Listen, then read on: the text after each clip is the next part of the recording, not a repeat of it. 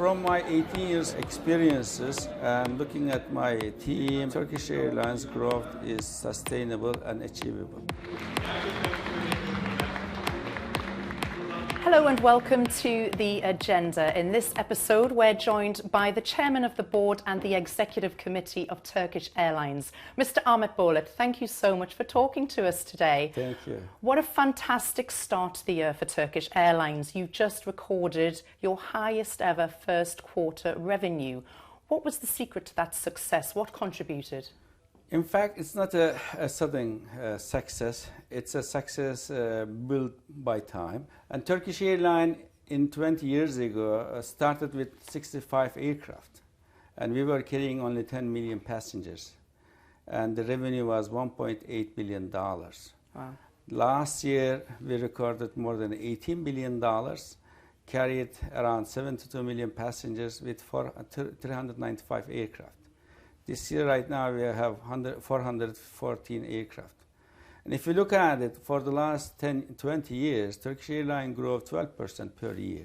Well, the airline has set its sights on consolidating revenue over 45 billion euros by 2033, in addition to contributing 128 billion euros to Turkey's economy by 2033. Right. How do you hope to achieve that? In fact, if we look at it, we're going to grow around 7.6%. Right. It's a little above the expected world growth rate on the number of the passengers to be carried. In 2033, our expected profit will be around $50 billion. And contribution to the ecosystem and Turkish economy will be $140 billion. We're here in Istanbul for the launch of your new on-board hospitality experience. In effect, you're aiming to become the first Michelin star airline out of Istanbul. Right. That's no mean feat. Right. Our catering is really number one in the world. There are lots of secrets behind it. First of all, we use 80% fresh product grown in Turkey. Also, we utilize highly qualified chefs. We have, of course, flying chefs for the last final touch.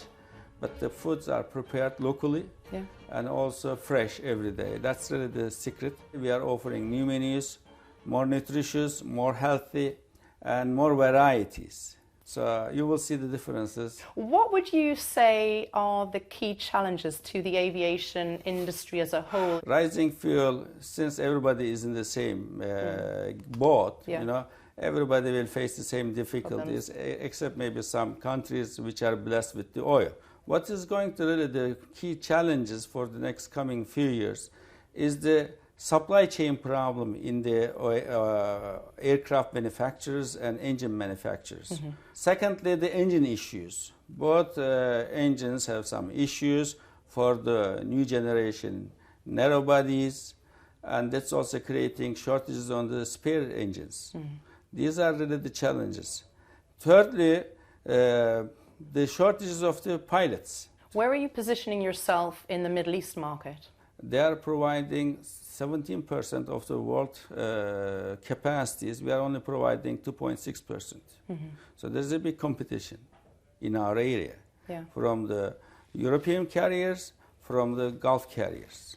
But still, we believe that our growth will be sustainable, will continue, because we really believe our product. So tell me, what are your expectations for this forthcoming summer travel season?